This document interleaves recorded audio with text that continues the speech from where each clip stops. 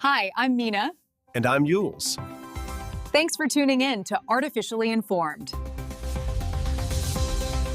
Welcome to the Deep Dive, the place where we take just that sheer volume of global events, that fire hose of information you get every single morning, and we try to distill it down. Right, down to the pure, highly concentrated knowledge you really need, not just to be informed, but to be, genuinely insightful. And this week has been, it almost defies easy categorization, doesn't it? It really does. When you look at the global landscape, we're spanning from the deepest, darkest trenches of the ocean. We're analyzing new forms of oxygen generation down there. And then all the way up to the highest echelons of military and diplomatic planning. And from there, straight into this kind of existential energy crisis being driven by our AI technologies, which are just expanding so fast. That's absolutely right. So our mission today is a very specific one. We are here to extract the crucial, the surprising, and I think the interconnected elements from all these different worlds. We want to help you connect the dots, between what's happening in a deep sea discovery and how that might relate to massive geopolitical posturing. Exactly. So you understand not just what happened, but why it matters. Right now, we need to cut through all the noise and really figure out what the biggest stories of the moment are. And we have some genuinely mind-bending stories. Things that challenge fundamental assumptions across pretty much every field. We're going to start with this bizarre, unprecedented discovery of something called dark oxygen. Dark oxygen, deep beneath the sea. It sounds like something out of a sci-fi novel. Yeah. But it forces us to basically rewrite our chemistry textbooks. And then we're going to pivot to the political shockwave caused by the U.S. recalling nearly 30 highly experienced career ambassadors just overnight. A move that just fundamentally changes how diplomacy works, or at least how it has worked for decades. Yeah. And then on top of that, we'll tackle that growing and, frankly, frightening paradox of artificial intelligence. Right. This tool that promises to help us solve the global climate crisis. But its immediate operational needs, it's demanding so much electricity that it threatens to drain global power grids and actually make climate issues worse. That tension is where the real deep dive begins. Okay, so let's unpack this entire world of news. And we're going to start right at the bottom. The deep ocean floor, because this is where the rules of life, as we know them, just got significantly rewritten. I love these stories, the ones that fundamentally make you just reconsider everything you learned in high school science class. We have to start 4,000 meters beneath the surface of the Pacific Ocean. Yeah, in a region known as the Clarion-Clipperton Zone. And the discovery is something scientists are calling dark oxygen. Okay, so what's so fascinating here? Why does this completely upend our fundamental assumptions? Well, for decades, the classical understanding, the textbook understanding, has been that oxygen in the deep ocean is sustained solely by processes at the surface. So things like phytoplankton. Right. Doing photosynthesis in the sunlight zone. Exactly. That, and then the slow diffusion and transport of that oxygen down into the abyss. We thought it was all just a top-down process. But the reality is much more complex, apparently. Much more. At 4,000 meters, there is zero sunlight. And yet, scientists measured oxygen being produced in situ. In situ, so right there, in the dark. Right there in the dark. It's like finding a small, self-sustaining oxygen factory in a place we thought was just a passive oxygen sink. Okay, so how? What is the mechanism that makes this a dark discovery? Well, this oxygen is being generated not by biology, not by photosynthesis, but by metallic minerals. The rocks themselves. The rocks themselves. Specifically, they're pointing to these things called polymetallic nodules. They're these potato-sized lumps of manganese, iron, and other rare earth metals that just litter the seafloor. And they're creating oxygen through what, some kind of chemical reaction? Likely electrochemical reactions. The metals themselves are chemically reacting in a way that just generates these trace amounts of oxygen. Which means these nodules are not just, resources waiting to be harvested by us. They might be essential components in sustaining deep sea life. They could be providing the very breath of life in the deep through this continuous, albeit slow, oxygen generation. Now, the location, the Clarion-Clipperton Zone, why is that so crucial? That's the big question, isn't it? It is, because this zone is exactly where extensive deep-sea mining is slated to begin by various international entities. So if these nodules are actively chemically sustaining the environment, we have an immediate and, an urgent ethical and regulatory dilemma. We're talking about destroying the very mechanism that sustains this unique ecosystem before we even fully understand its complexity. or its resilience. Exactly. This discovery, which was reported by a number of oceanographic researchers, it really should put a massive pause on all current deep-sea mining proposals. It certainly challenges how we understand life sustains itself in these extreme environments. I mean, the environment is far more active, far more self-sustaining than we ever imagined. Mm-hmm. And speaking of fundamental changes to the rules of life, we also saw a highlight this week of a discovery of a new biological law, the global constraint principle. Yeah, this is a truly profound piece of theoretical biology. It's all about finding the universal efficiency limits of life. The efficiency limits. What does that mean in practice? Well, researchers determined that this principle applies to all living organisms. I mean, from the simplest bacteria to the largest mammals. Essentially, it defines a ceiling on how efficiently organisms can use energy to perform basic functions. So it's not just describing the diversity of life, but it's defining its fundamental physical constraints. Exactly. It shows that all organisms are subject to the same fundamental energy laws and limits. And that redefines classical biological understanding and allows us to predict the energetic boundaries of life itself. When you find a law that applies universally across all domains of life, that's a paradigm shift in how we approach biology and evolution. Huge. And moving from those universal rules to a very immediate, practical public health victory, we have a vital breakthrough in combating one of the most stubborn adversaries in modern healthcare. You're talking about the highly drug-resistant fungus, Candida auris. And C. auris is a nightmare. I mean, it's a fungus notorious for causing severe outbreaks in intensive care units globally. And it's so hard to treat, right? Because it's just developed resistance to multiple classes of antifungal drugs so quickly. It has. But researchers think they found its Achilles heel. Which is... It's hunger. It's hunger. Yeah, it's hunger. Researchers found that during an infection, C. auris activates these specific genetic pathways that essentially help it seek out and hoard essential nutrients from the host's body. So by identifying those genetic pathways, the ones that enable its nutrient foraging, they've created a clear and promising new target for drug development. Exactly. This insight is massive. It means instead of trying to, brute force kill the fungus with increasingly ineffective broad-spectrum antifungals, We could look at repurposing existing medications or designing entirely new ones that just starve the fungus of what it needs to survive. it's a tactical approach. It's a much-needed lifeline against rising antifungal resistance in clinical settings, something public health organizations have been sounding the alarm about for years now. It's just a smarter way of fighting. Absolutely. And before we leave this applied science section, we should touch on two really clever examples of biomimicry and medical ingenuity. Oh yeah, the fish filter. The fish-inspired filter. Researchers at the University of Bonn in Germany developed it. And they mimicked the funnel-shaped gill system of a mackerel, very efficient, fast-moving fish, and they applied that design to a filter for washing machine outflow.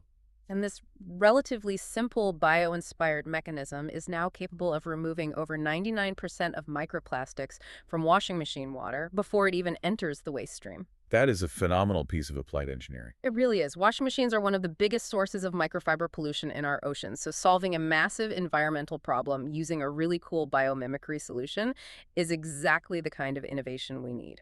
And in the fight against cancer, we saw a massive step forward in immunotherapy. Researchers at MIT, the Massachusetts Institute of Technology, and Stanford figured out how to strip away the sugar shield that cancer cells use. That's right, the shield they use to hide from the immune system. Cancer cells are notoriously stealthy. How does that work exactly? They surround themselves with these things called glycans, which are complex sugar molecules, and that effectively makes them invisible to the body's T cells. So by figuring out how to chemically or enzymatically remove this sugar shield, they make the cancer cells detectable again and vulnerable to the body's own natural defenses.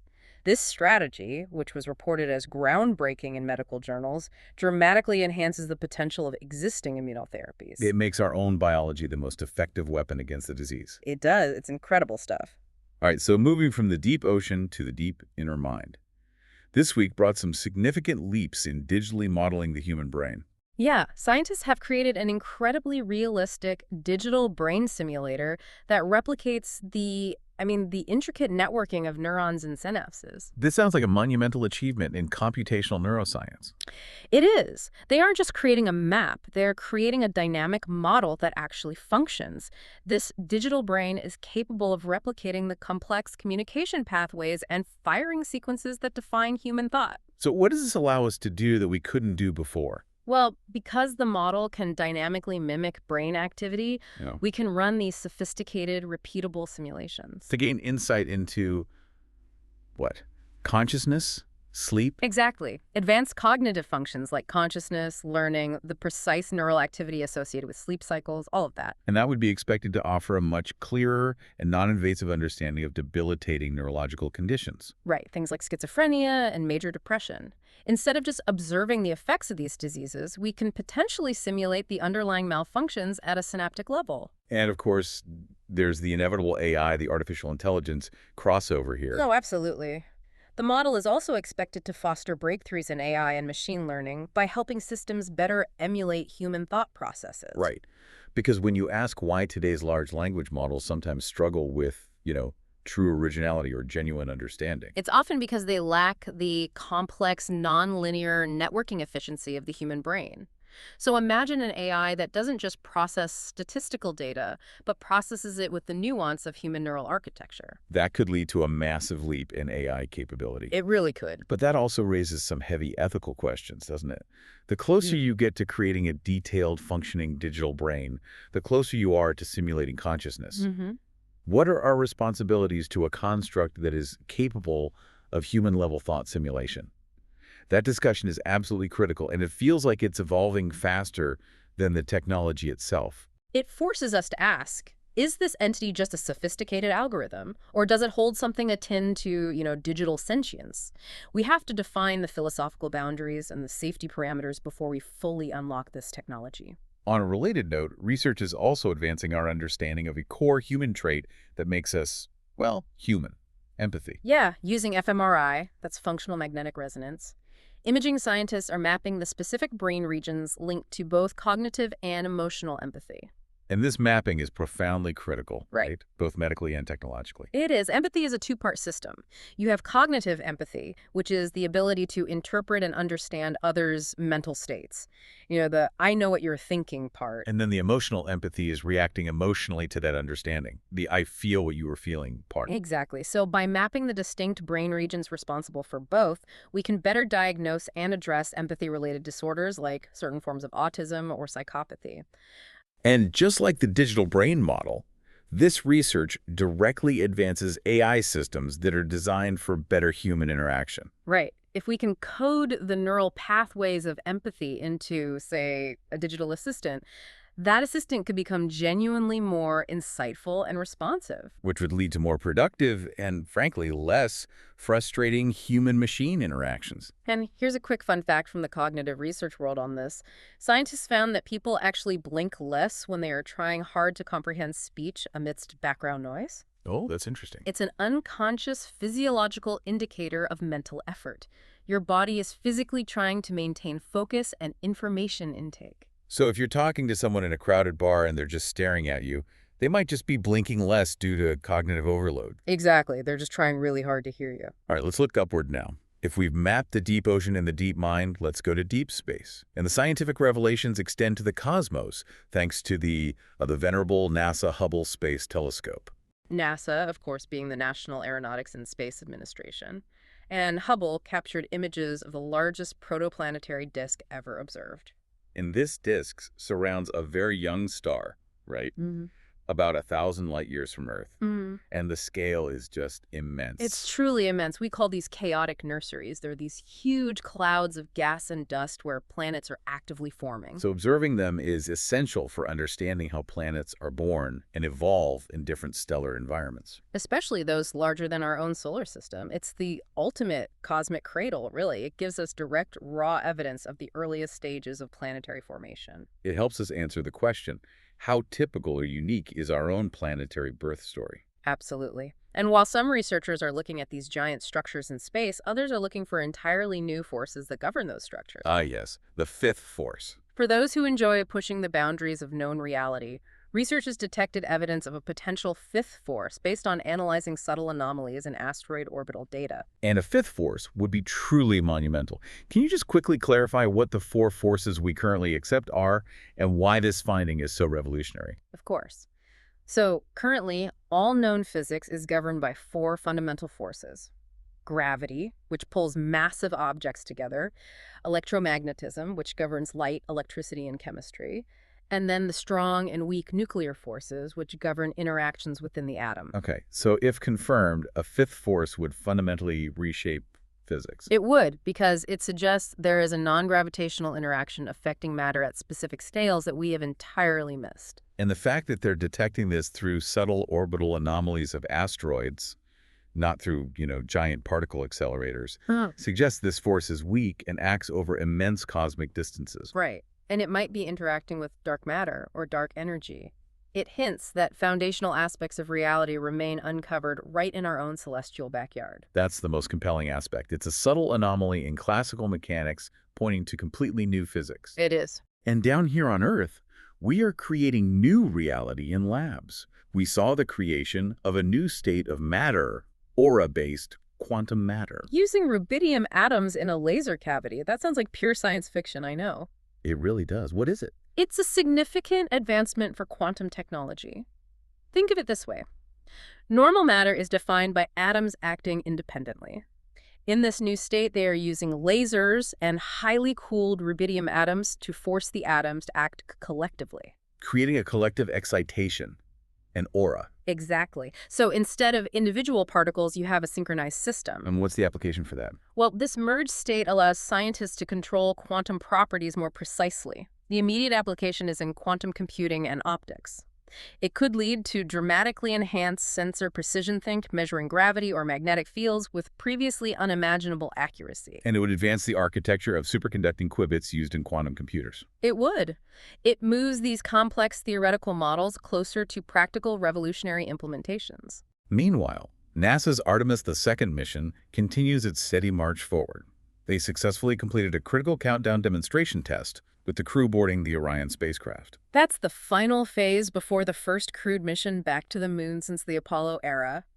It's hard not to feel the historical weight of that moment approaching. It really is. And on the commercial side, Rocket Lab successfully executed its 21st and final mission of the year, launching a Japanese Earth-observing satellite.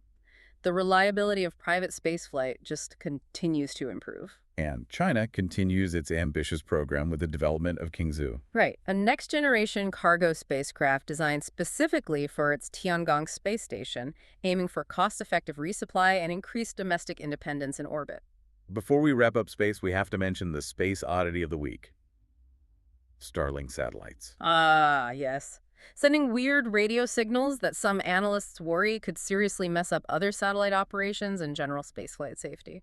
And that really highlights the growing tension, doesn't it, between the commercial drive for these high-volume satellite launches, creating these massive constellations, and the broader operational safety of the near-Earth environment. Space is becoming increasingly congested. Every new piece of hardware or every stray signal contributes to the challenge of managing that traffic. And despite all these incredible tangible advancements, the search for UAPs, unidentified aerial phenomena, what we used to call UFOs. right.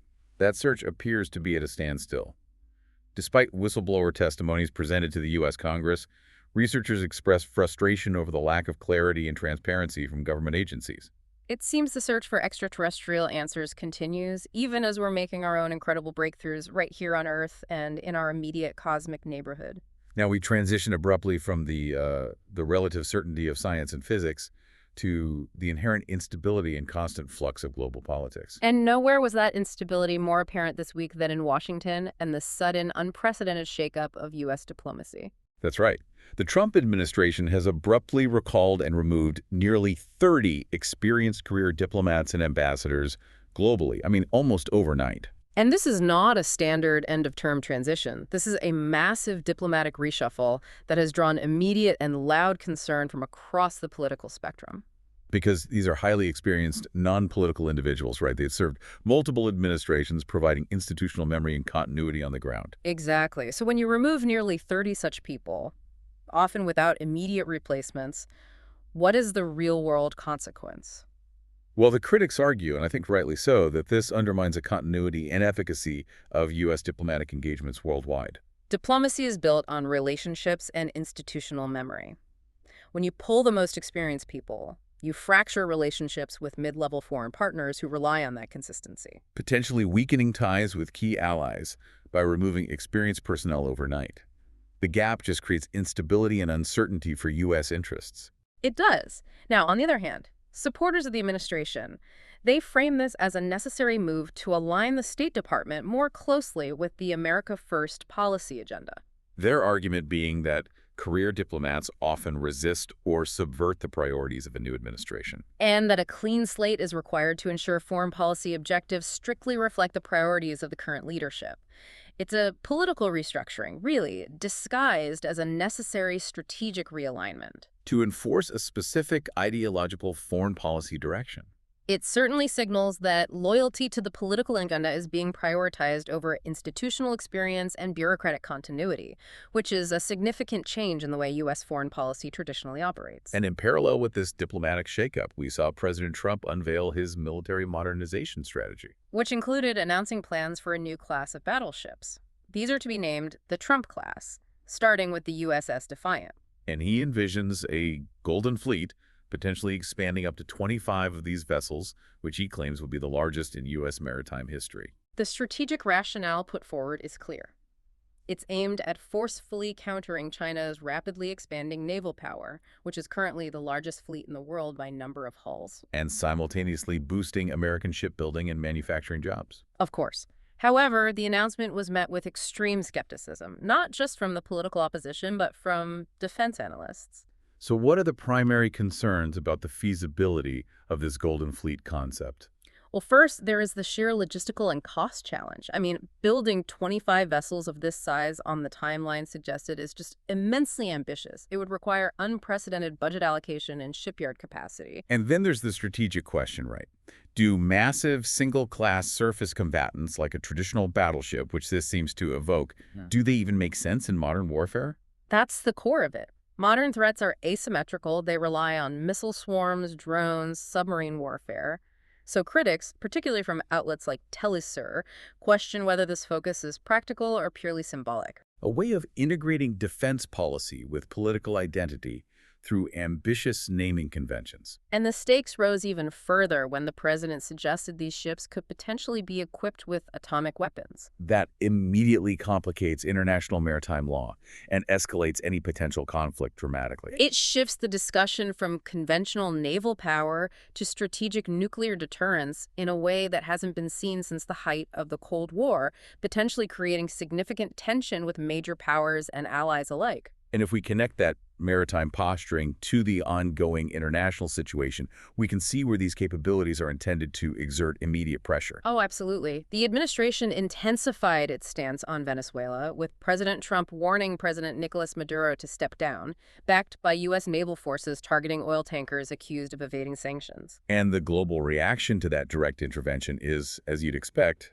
sharply divided. Russia immediately reaffirmed its unwavering support for Maduro, framing the U.S. actions as illegal interference in a sovereign nation's affairs. And at the same time, China condemned the U.S. seizure of the oil tankers, which likely carried Venezuelan oil destined for markets outside the Western sphere. This quickly pushed the Venezuelan crisis onto the United Nations Security Council agenda, complicating international relations and confirming that the crisis is now a proxy battleground for global powers. And Maduro, for his part, has countered by reassuring foreign oil investors that contracts would be respected and reaffirming his persistent narrative of sovereignty and resistance. Even as the nation faces incredible economic and political strain. Let's pivot to Asia now, where the tensions over nuclear policy are heating up dramatically, almost in parallel to this U.S. naval expansion discussion. Yeah, China issued a stern warning to Japan following remarks from a senior Japanese advisor, who was suggesting a reassessment of Japan's non-nuclear policies. And this all stemmed from concerns articulated by this advisor regarding the reliability of the U.S. nuclear umbrella. That's the guarantee that the U.S. would use nuclear weapons to defend its allies. So the advisor was implying that in an increasingly volatile region, Japan may need to consider its own deterrent options to secure its future. And China's response was immediate and harsh. What did they say? Beijing's foreign ministry condemned these remarks, viewing them as efforts by right-wing factions in Japan to fundamentally challenge the post-World War II international order and rearm. They warned that pursuing nuclear capabilities would inevitably lead to regional destabilization and potentially a global disaster, given Japan's historical role and regional sensitivities. And that sentiment wasn't isolated. Russia and North Korea echoed Beijing's concerns, stating clearly that Japanese nuclear capabilities would destabilize Northeast Asia. And despite the internal discussion being floated by one advisor, the Japanese government quickly moved to reaffirm its long-standing commitment to its non-nuclear status. But the fact remains, the conversation is happening at the senior advisory level, and that indicates deep regional anxieties about shifting alliances and the perceived commitment of the U.S. In this vacuum of trust, old geopolitical wounds just immediately resurface. Meanwhile, Taiwan is actively and tangibly upgrading its air defense capability in response to these rising tensions. Right, ground tests are commencing in the U.S. for Taiwan's new F-16V Block 70 fighter jets. It's part of a substantial $7.8 billion deal. And the F-16V upgrade is critical, isn't it? It's not just buying new jets. No, it's modernizing the fleet with sophisticated avionics, advanced radar systems, improved electronic warfare capabilities. This is aimed squarely at bolstering Taiwan's aging fleet. And increasing its defensive edge amidst increasing military pressure and frequent air incursions from mainland China. It's an essential, costly move to maintain deterrence. It is. Turning to Europe, the conflict in Ukraine remains tragically volatile, particularly the timing of Russia's recent actions. Russia launched a massive bombardment, employing missile and drone strikes across Ukraine, resulting in fatalities and widespread power outages. But what's truly cynical here is the timing. It occurred shortly after Ukrainian President Volodymyr Zelensky had made positive comments about a proposed peace plan. He even called it quite solid. And that timing strongly suggests a strategy to derail any future dialogues by demonstrating relentless military capability. It underscores deep skepticism regarding Russia's actual commitment to peace negotiations. It sends a message. Yeah. We talk peace on our terms, not when you feel optimistic. Exactly. And furthermore, the conflict has escalated far behind the immediate front lines. We saw a powerful car explosion in southern Moscow that resulted in the death of a senior Russian general. Lieutenant General Danil Serverov. Right. And the investigation immediately suspected Ukrainian involvement.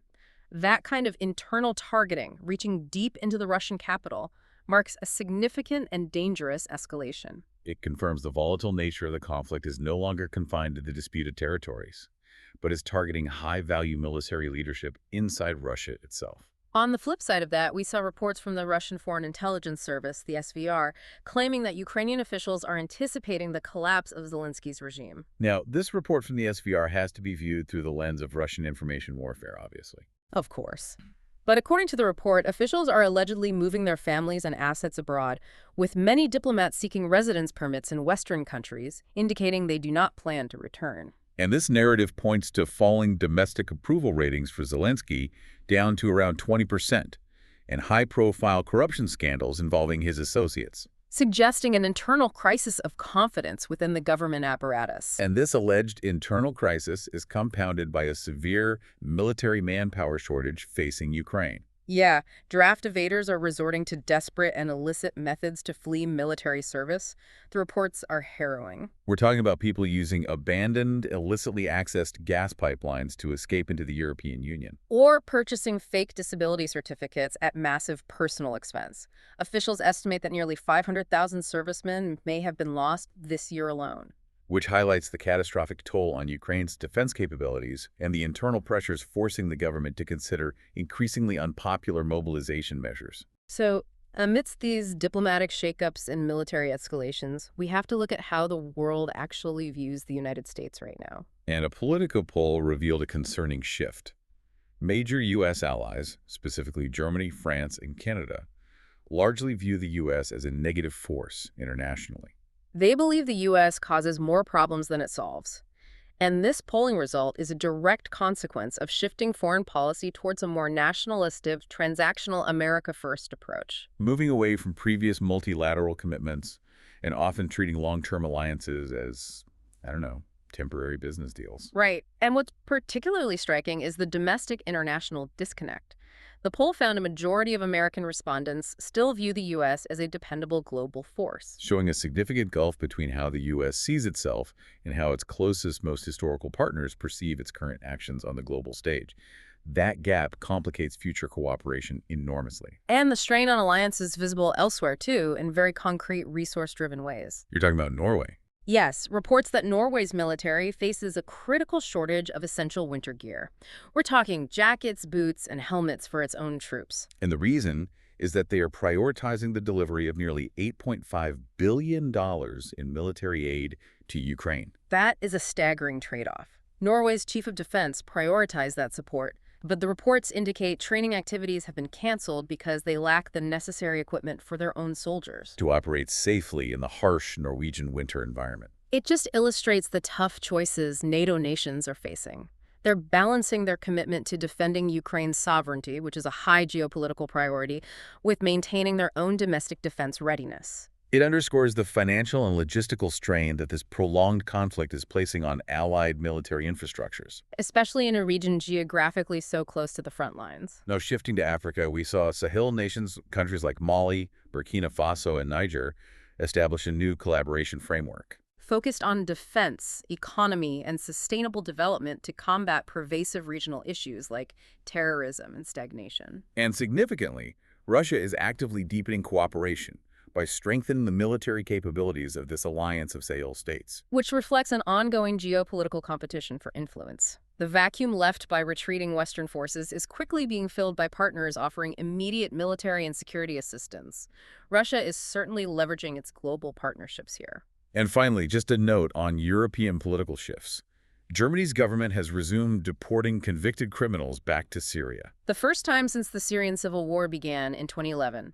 And while the conservative government frames this as necessary for public safety removing foreign criminals who pose a threat, Human rights groups are heavily criticizing the move, citing the ongoing instability and immense risks faced by individuals returned to a conflict-ridden country. Our next major theme connects the rapid expansion of technology directly to the most critical long-term global threat: climate change. And the technological future we are building and that we celebrate is incredibly energy-hungry. This is the critical paradox, and it's accelerating every single day. The explosive growth of artificial intelligence training. I mean, think of the massive computational cycles required to develop and deploy large GPT models. GPT, or generative pre-trained transformer models. Right.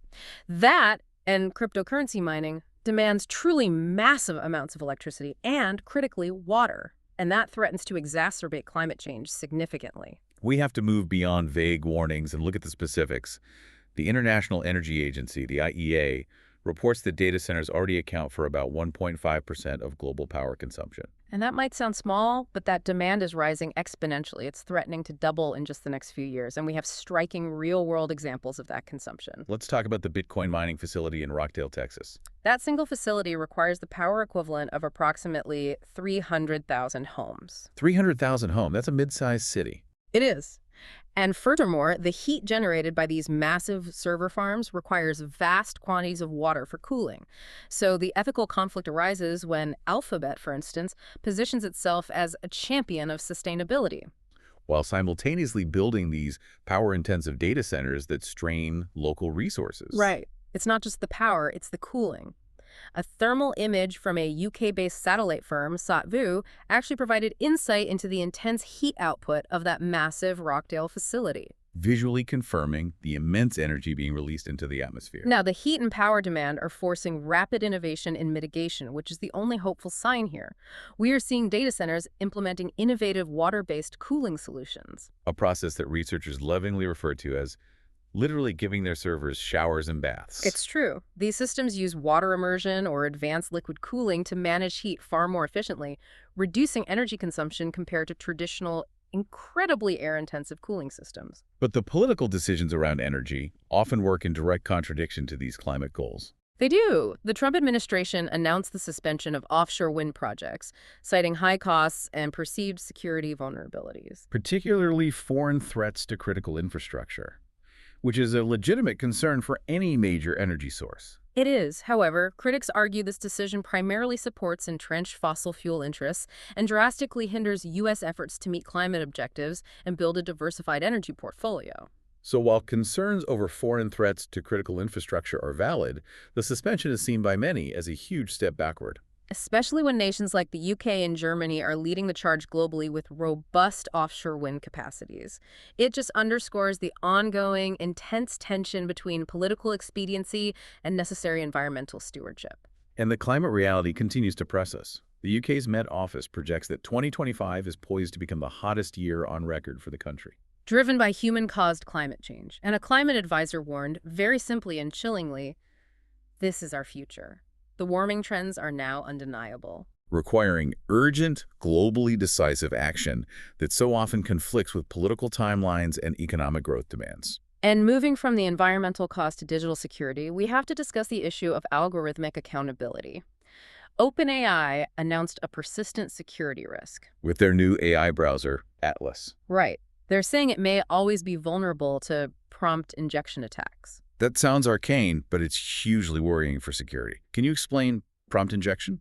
It basically exploits the way large language models interpret user inputs to bypass intended safety measures and controls. If this AI browser is constantly interacting with vast amounts of external, potentially malicious web data, that risk is massively amplified. It means a system can be easily convinced to betray its own core programming. Exactly. And this vulnerability raises persistent cybersecurity concerns at the intersection of AI and the web, and it links directly to our next topic on accountability. The massive, devastating corporate failure in the UK's Post Office Fujitsu Horizon scandal. This is just a spectacular example of technological failure coupled with corporate deceit.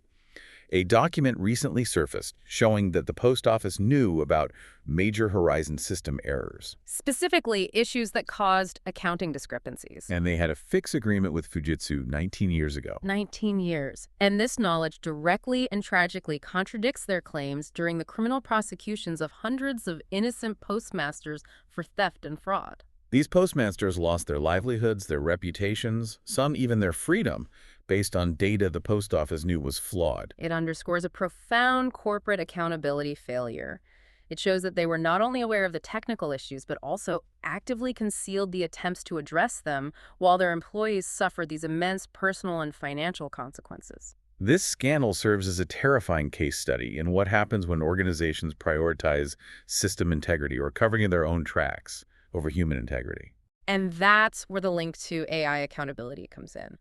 If a corporation can conceal known, devastating technical faults for 2 decades and ruin lives, how can we ensure that corporations deploying advanced, complex, and potentially flawed AI systems, like Atlas with its prompt injection vulnerability, will be transparent about known risks? The governance challenge is immense. All right, shifting gears drastically, let's look at how technology is changing our everyday lives, starting with childhood rituals. The tooth fairy has gone digital.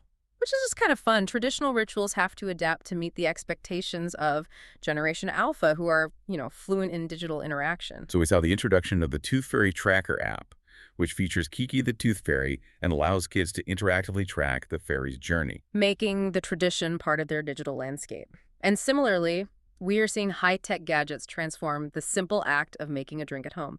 The home bar is becoming a sophisticated lab. It really is. We are seeing robotic bartenders churning out customized drinks with millimeter precision. Smart coasters analyzing drink composition for nutritional or caloric information. And even specialty tools like centrifuges and rotavapors, which were previously confined to chemistry labs, finding their way into advanced home mixology. It's turning cocktail crafting into a blend of chemistry, entertainment, and performance art. The art of drinking is officially blending with high gastronomy and advanced consumer tech, making the amateur home enthusiast feel like a professional alchemist. Our final segment brings us to justice, public safety, and some remarkable historical discoveries that connect the past to our present. Let's start with a grim but important story out of Australia. Focusing on the ramifications of the recent violence there. Police revealed crucial details regarding the gunmen involved in the Bondi Beach attack.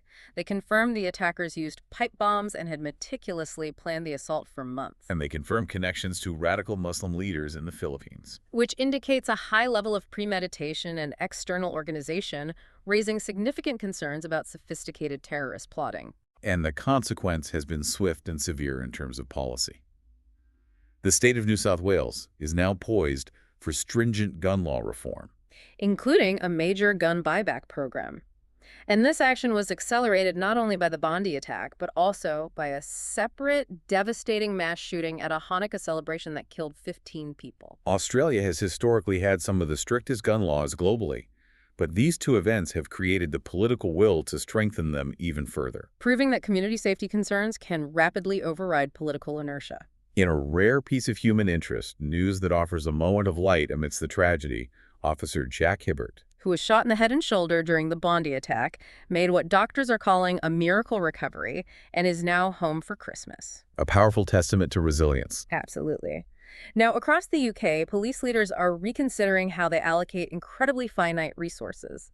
The College of Policing recommended scrapping the official recording of non-crime hate incidents. This sounds controversial. What's the reasoning there? Their argument is pragmatic. It's based on resource allocation. They contend that tracking and investigating these non-criminal incidents where someone might feel offended, but no actual crime has occurred, strains police resources. And detract from the investigation of serious offenses and actual violent crimes, including terrorism. Right, and that sparks a complex debate. How do you balance the need to track all forms of harassment and hate speech to prevent escalation with the operational necessity of prioritizing serious violence and terrorism? Speaking of which, authorities in the UK did foil a persistent threat, finding men guilty of plotting a gun attack targeting Manchester's Jewish community. Highlighting that extremism remains a very real threat. And unfortunately, digital spaces continue to be exploited by criminals in novel ways. 2 men were recently jailed for a series of premeditated thefts using the Greenland dating app. They would arrange meetings under false pretenses and then carry out organized theft against their targets, underscoring significant safety concerns for users of such apps, particularly within the LGBTQ+ community. Who can be uniquely targeted through these platforms? And we had another disturbing chapter in the Jeffrey Epstein saga. The U.S. Justice Department temporarily released a video purporting to show Epstein's alleged suicide attempt. The video was quickly removed, but the release itself sparked renewed controversy and significant public debate about accountability and the integrity of the correctional system. And the handling of evidence related to his death. The opacity surrounding that entire situation just continues to fuel public distrust. Before we move to history, we should note a major breakthrough in public health accessibility. The U.S. Food and Drug Administration, the FDA, approved Novo Nordisk's Wegovy as a daily oral pill for weight loss. This is a huge development. It's the first daily oral medication of its kind for obesity treatment. And it is expected to significantly enhance access and affordability compared to the current injections. The 1.5 milligram dose is priced starting at $149 per month. For millions seeking obesity treatment, having a non-injection alternative could drastically improve compliance and health outcomes. Let's turn now to history solved. Archaeologists achieved a massive breakthrough regarding the identity of the horseman. Right, the body discovered in a lead coffin beneath Notre Dame Cathedral in Paris during the restoration after the fire. And the mystery of who this noble person was had persisted for over 3 centuries since his burial. So who was he? Researchers used a combination of forensic evidence and historical research to conclude that the remains likely belonged to Joachim du Bellay. A prominent French Renaissance poet. Exactly, who died in 1560.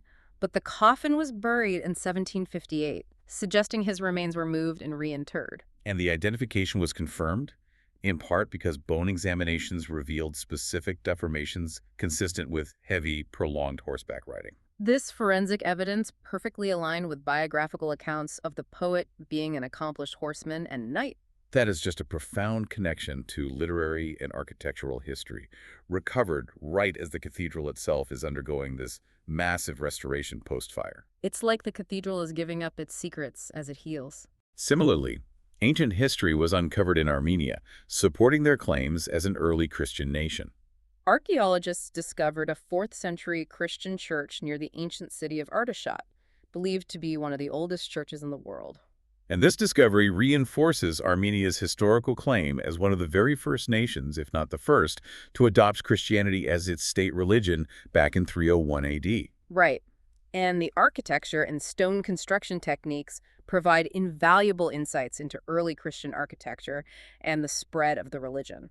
And zooming back even further to early human civilization, a trove of 7,000-year-old Neolithic artifacts was discovered in Spain. We're talking about tools, sickles for harvesting, pottery. This immense haul provides a window into the transition from nomadic life to settled farming in Europe. It reveals detailed evidence about the cultivation of crops like wheat and barley, and suggests the establishment of sophisticated trade networks. Every piece helps us reconstruct the story of how complex agricultural societies were first built on the continent. Before we wrap up, we have a few human interest stories that just highlight the extremes of fortune and human struggle that run parallel to these big global narratives. In Spain, a small town of about 11,000 people, La Bañeza, which was recently devastated by wildfires. Won a staggering $468 million in the Christmas lottery. That is an immense and immediate financial boost for community recovery. It is a literal Christmas miracle.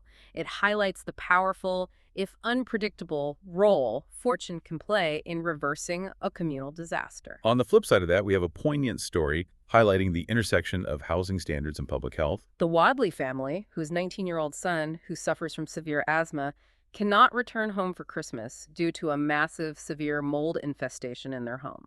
And the mold, caused by inadequate insulation and chronic leaks, poses serious health risks, making the environment toxic for an asthma sufferer. It's a stark reminder that basic housing quality remains a critical public health issue, especially for vulnerable populations. Even in developed nations, substandard housing can have devastating consequences. And this struggle is magnified by the broader economic fallout hitting small communities across the U.S., like Lexington, Nebraska. The announced closure of the Tyson Foods beef plant is set to lay off 3,200 workers. A massive blow that threatens the economic survival of the entire community of 11,000 residents. When a single employer is responsible for nearly a third of the town's population, the closure creates an immediate economic shockwave that requires comprehensive federal and state intervention to prevent total community collapse. Finally, we need to touch on a holiday cultural flashpoint, the decolonized Santa debate. The Brighton and Hove Museums group in the UK called for the decolonization of Father Christmas. The group argued that the traditional portrayal as a white Western figure perpetuates colonial and patriarchal ideas. A museum official criticized Santa's naughty or nice list as reinforcing cultural superiority assumptions, advocating for a reframed, diverse figure. Even suggesting the introduction of other Christmas. As you'd expect, this ignited significant political and cultural backlash, with critics labeling the proposal as woke activism, designed to dismantle harmless traditions. It's a perfect example of how even the most universally recognized traditions become unexpected battlegrounds for broader societal debates on representation, history, and cultural change. We covered an astonishing amount of ground today, and the synthesis of these themes is really striking. It is. We've seen these rapid, visible shifts in global power. The U.S. recalling dozens of career ambassadors, the president announcing a Trump-class Golden Fleet. All happening concurrently with this fundamental scientific reevaluation, from the deep-sea discovery of dark oxygen to successfully modeling human consciousness. The constant, immediate, and visible crises seem to dominate the news cycle. Yeah. War, diplomatic tension, economic volatility. Yet the underlying, slower-moving existential threat is arguably the most urgent story of all. Absolutely. The core paradox we keep returning to is this tension between urgency and scale. How do we manage the immediate, visible crises when our most powerful solutions, like advanced AI and sophisticated technological infrastructure, are simultaneously contributing to the invisible, long-term threat of climate collapse? Through their massive, accelerating energy and resource consumption. Right. The very tools we develop to monitor, predict, and ultimately solve global warming require these massive carbon investments just to operate. It's a classic ethical tightrope walk. It really makes you wonder how future generations will judge our current priorities. And that brings us to our final, provocative thought for you to chew on. The archaeological identification of the horsemen in Notre Dame, the French Renaissance poet Joachim du Bellay reminds us that truths lost for centuries can still be recovered. Often through forensic science and devoted historical inquiry, like the bone deformations confirming his writing habit. So, given the intense level of short-term political posturing, corporate concealment, and immense technological ambition we've analyzed today, what lost truth about our current geopolitical direction? Or what future historians will be surprised to learn was the true, hidden cost of our current technological hunger? What will they finally uncover centuries from now?